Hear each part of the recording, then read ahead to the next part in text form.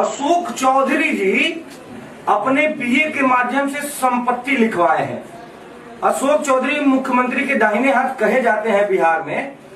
इन्होंने साल 2019 में 23 कट्ठा जमीन खरीदा अपने पीए योगेंद्र दत्त के नाम पे 34 लाख रुपए में। 2 साल बाद वो अपनी बेटी शांभवी चौधरी जी के नाम उसको लिखवा लेते हैं, 10 लाख रुपया देते हैं। 34 लाख का जमीन 10 लाख रुपया देकर लिखवाते हैं।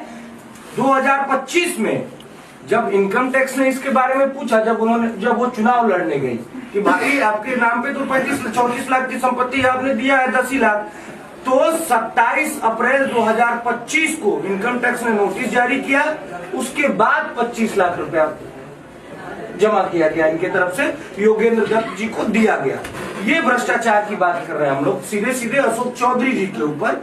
और एक ट्रस्ट के माध्यम से, मानव वैभव विकास ट्रस्ट का नाम है, उसके माध्यम से अशोक चौधरी जी की पत्नी जो है उनके और इस ट्रस्ट के बीच में 200 करोड़ रुपए की जमीन खरीदी गई है।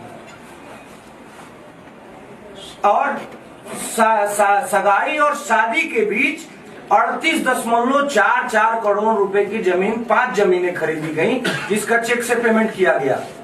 इन सभी जमीनों का मालिकाना हक अशोक चौधरी और ट्रस्ट से जुड़े लोगों के पास है।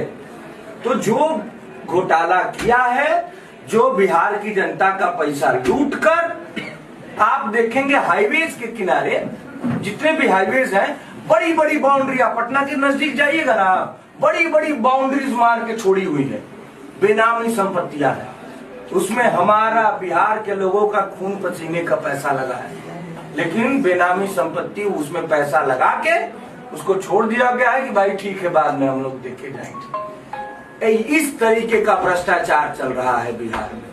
लोगों का पैसा लूटा जा रहा है, लोगों के टैक्स का पैसा लूटा जा रहा है। टैक्स पेयर ऐसा नहीं है कि कुछ लोग ही हैं, टैक्स पेयर एक आम जनता जो 5 रुपए का बिस्किट खरीदती है, वो भी सरकार को उसमें से टैक्स देती है। हम सभी बिहारियों का पैसा है जो 200 करोड़ 400 करोड़ का जमीन खरीदा जा रहा है। इस बार बिहार की जनता इन लोगों को माफ नहीं करेगी भैया। बिहार